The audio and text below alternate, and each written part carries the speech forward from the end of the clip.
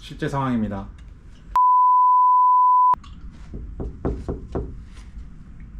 똑똑똑 계세요? 원장님 뭐 하고 계세요? 일하지 뭐예요? 게임 하시는 거 아니에요 혹시? 나는 공부가 게임인데. 아니 주식 하시나요? 지금 뭐 하는 거야? 뭐 하는 거야? 아니 이번 주에 정기 세미나 하잖아요. 가족 세우기 정기 세미나. 네, 근데요. 저희가 궁금한 게 많아서 영상으로 만들어 보려고요. 네, 야. 하나, 둘, 셋. 야! 여기 잘라주세요. 여기 이렇게 이러니까 얼어 죽을까봐. 아, 여기 너무 추워요, 날씨가. 아, 이거 우리 같이 공부하는 선생님, KBS 성우 전지현 선생님이 선물한 뭐 질문. 가족 세우기랑은 무엇인가요? 가족 세우기는 좀 다의적이고 다차원적인 그런 요소가 있어서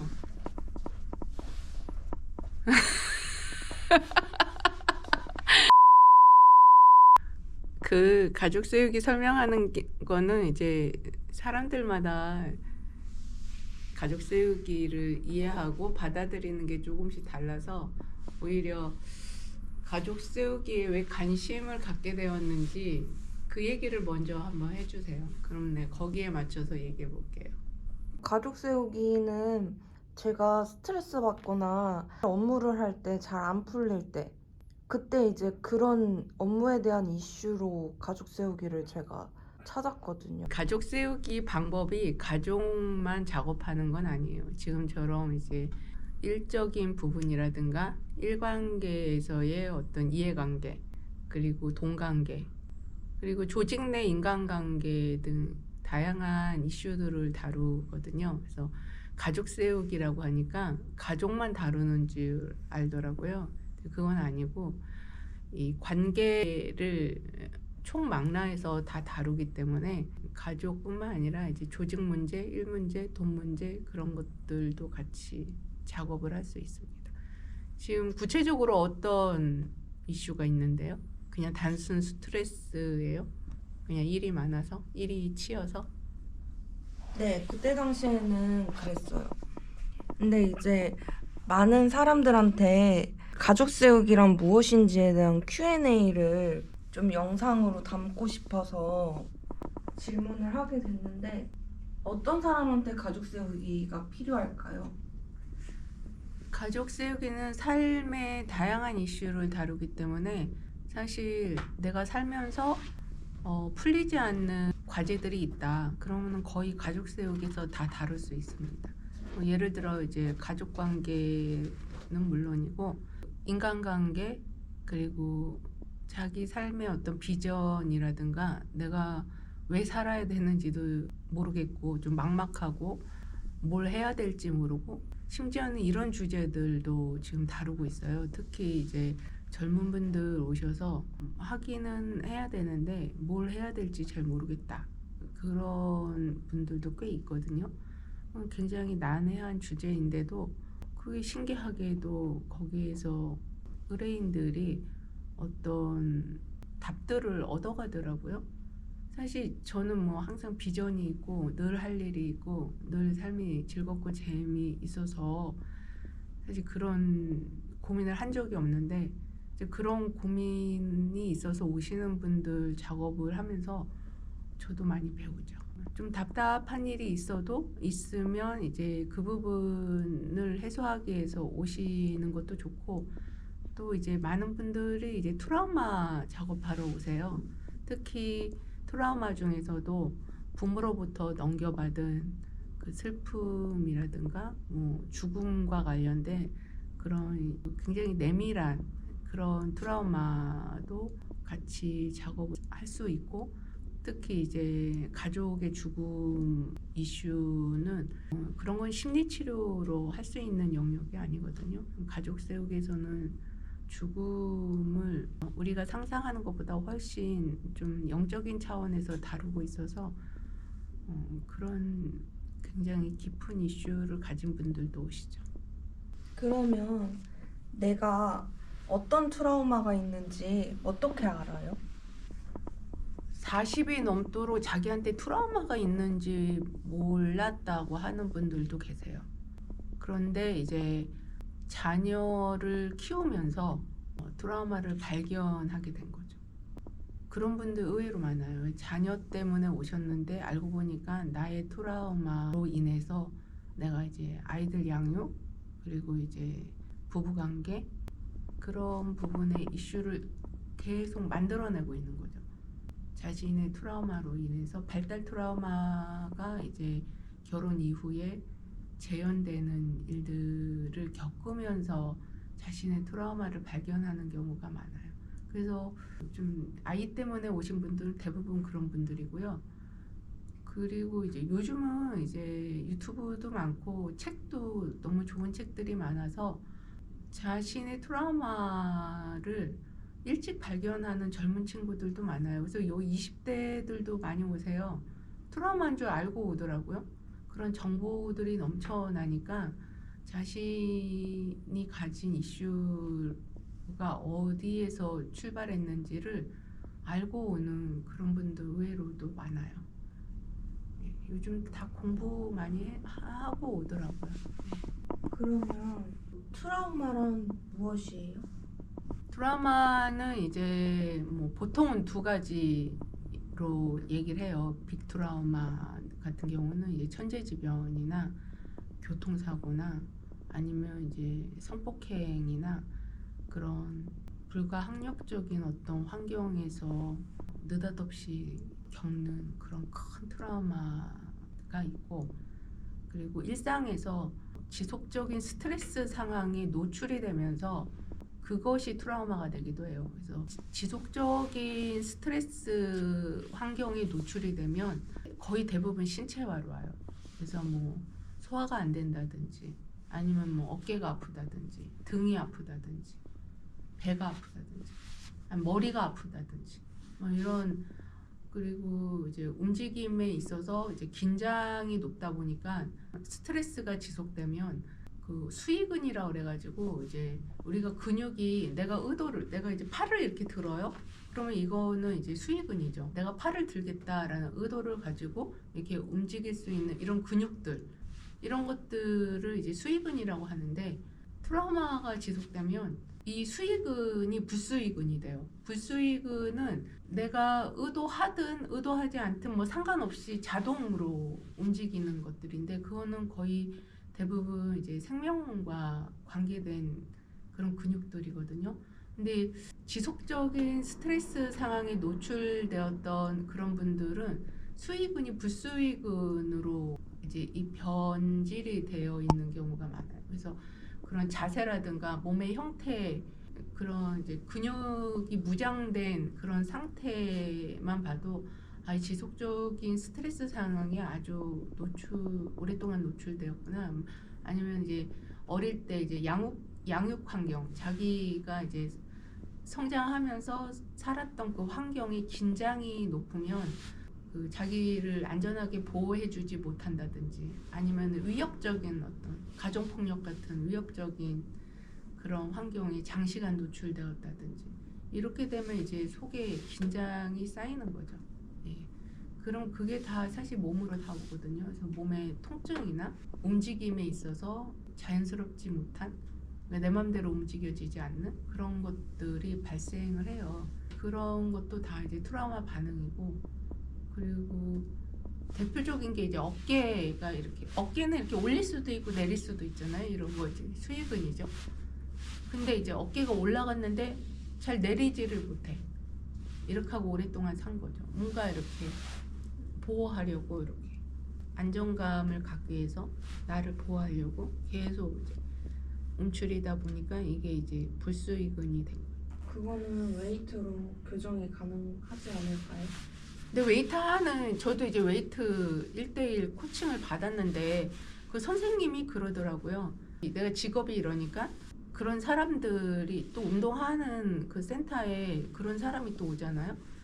근데 그런 분들은 이 기능에 이슈가 있어가지고 자세를 만드는데 한참 걸리고 그 자세가 또 유지도 잘 안 된대요. 그래서 심리적으로 이런 이제 이슈가 있는 분들은 운동을 할 때 그거를 이제 신체 레벨에서 감각 레벨에서 인식하는데도 시간이 오래 걸리고, 그러니까 심리적인 이슈들이 몸의 이슈로 이미 이제 온 거예요. 신체와. 그랬기 때문에 몸 차원에서 그걸 풀려고 하는데 그게 굉장히 더디죠. 시간이 많이 걸리고. 근데 그게 이제 이런 이제 센터에 와서 자신의 트라우마 치유를 하고 그런 것들에 대한 풀림이 일어나면 이게 이렇게 내려가거든요. 기능이 좀 회복이 된 상태에서 웨이트를 하면 훨씬 효율적이죠. 저희 선생님도 이제 학생이 그런 학생들이 있대요. 그래서 그런 학생들이 왜 안 되지? 그런 생각을 했는데 제 얘기를 듣고 그게 이해가 된다고 그런 얘기 하더라고요. 거기서는 이제 정서적인 거를 어떻게 터치를 못 하니까 운동 레벨에서 그냥 하니까 시간이 좀 많이 걸리죠. 그리고 도루묵이 돼요. 이게 좀 좋아졌다가 금방 도루묵 돼요.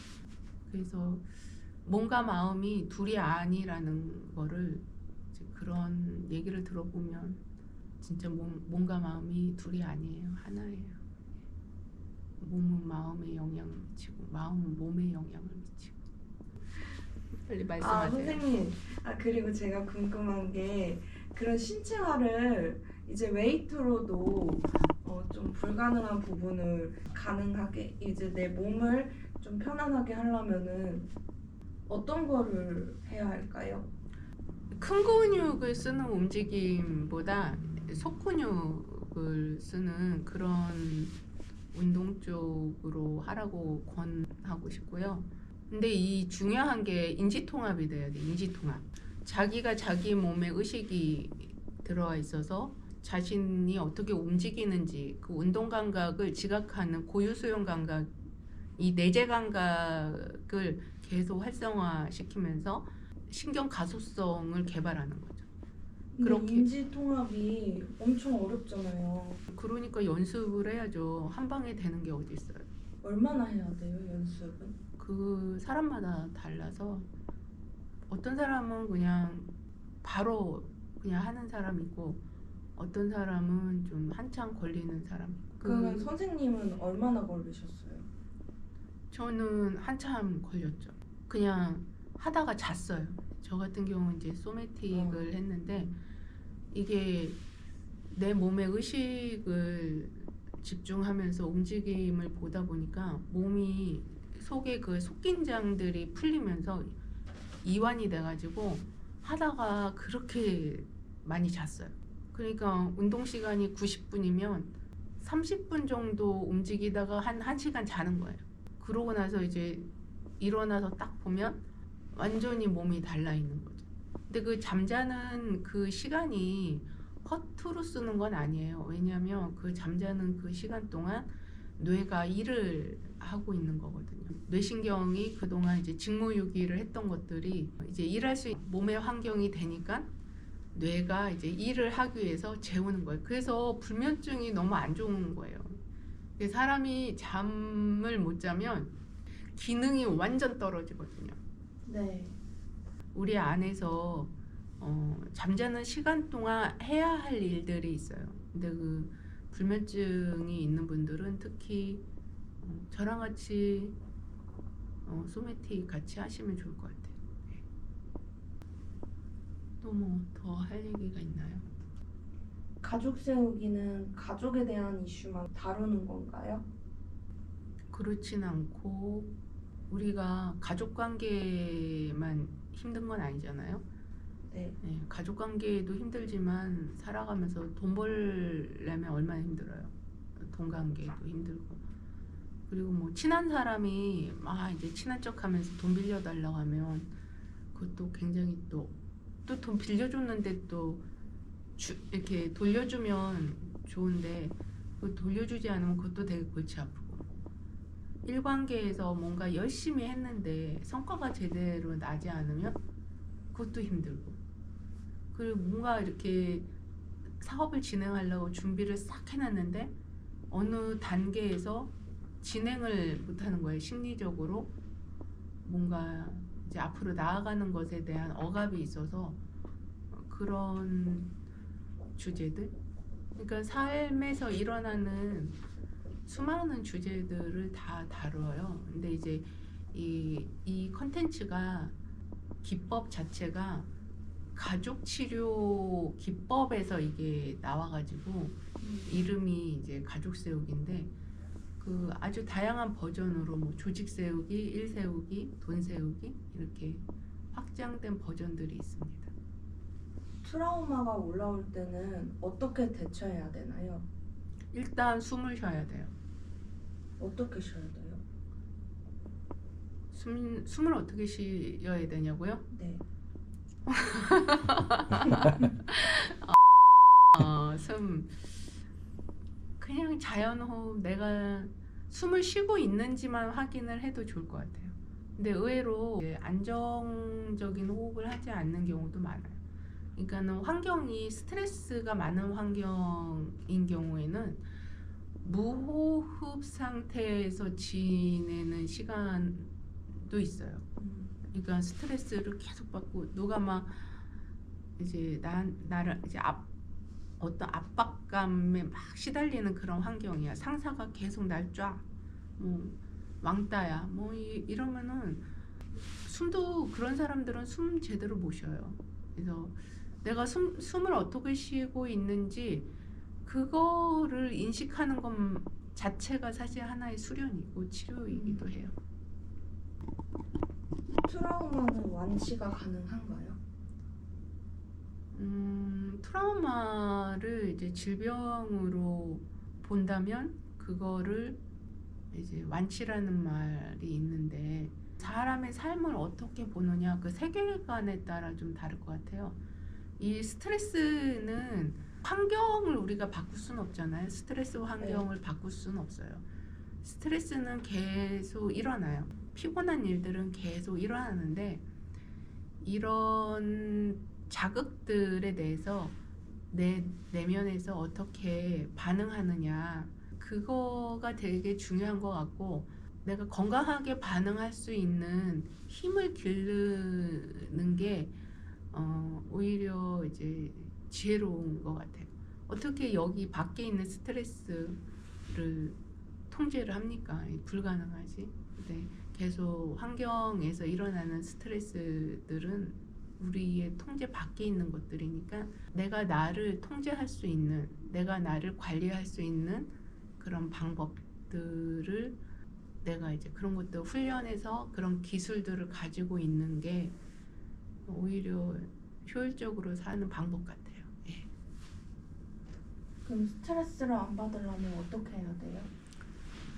스트레스를 받고 안 받고라기보다 스트레스에 어떻게 반응하느냐로 질문을 바꾸는 게 좀 나을 것 같아요. 스트레스를 받고 안 받고는 내가 컨디션에 따라 좀 많이 달라지거든요. 내가 컨디션이 좋으면 환경이 이제 스트레스 환경이라 하더라도 그것이 나를 흔들지 않아요. 그리고 그 자극으로 인해서 내가 이제 다치지 않는데 내가 좀 건강하지 않은 상태예요. 예를 들면 이제 잠을 못 잤다든지 이제 배가 고프다든지 아니면 실제로 배고파도 엄청 민감해져서 작은 일에도 이제 예민해지거든요. 그러니까 등 따숩고 배부르고 여유만만이면 스트레스 환경에서도 건강하게 반응할 수가 있는데 나 자신이 뭔가 이제 막 돈에 쪼들리고 일도 안 풀리고 배도 고프고 뭐 그렇다면 아주 작은 자극에도 막 팍 하고서는 막 소프라노 소리가 막 나오고 여기서 이제 뚜껑이 팍 열리고 그 누구 저격하는 거 아닌가요? 그러죠. 그래서 우리 집에도 있어요. 그래서 이제 그런 이제 본인이 이제 나중에 이제 주변 사람한테 스트레스 요인이 돼버리거든요. 그렇게 되면 그거를 잘 이제 나를 잘 관리하는 그런 훈련을 하는 게 되게 중요한 것 같아요. 배고프면 밥 맛있게 먹고 잠 잘 자고, 예, 화장실 매일 가고, 그리고 뭐 일이 잘 안 풀리면 좀 돌아보고, 예, 일이 안 풀릴 때는 좀 돌아보고, 그때는 일이 안 풀리는 시기인 거예요. 내가 잘 못해서, 아니면 내가 무능해서, 물론 그럴 수도 있어요. 내가 일을 안 하거나 내가 뭐 역량이 부족해서 일이 안 될 수도 있는데, 대부분 저희 선생님들, 저희 여기 와서 공부하는 선생님들이 그런 이슈로 오시는 선생님들 보면 그 이런 데 와서 공부할 정도면은 기본 성실하신 분들이거든요.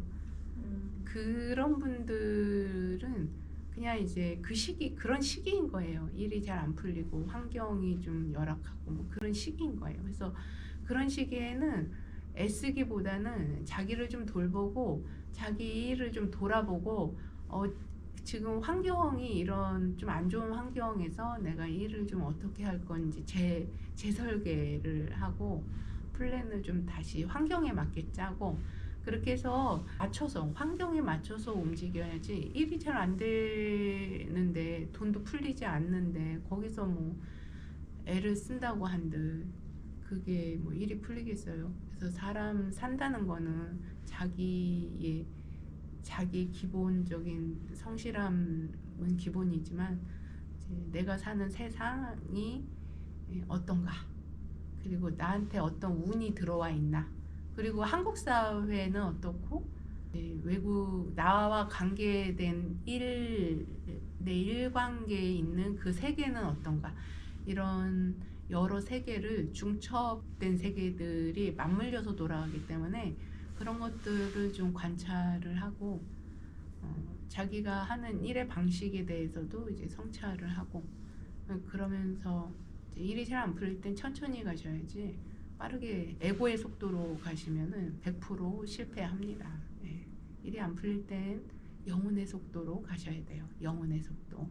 네, 영혼의 속도는 느립니다. 예. 여기까지. 질문할게요, 선생님. 가족 세우기 관련된 책 하나 추천해 주세요. 당연히 내가 쓴 책 추천이죠. 트라우마 대물림을 치유하는 법. 아, 예.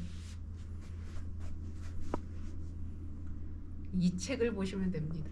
여기 다 나와요. 조직 세우기, 일 세우기, 돈 세우기 다 나옵니다. 됐나요? 네, 감사합니다.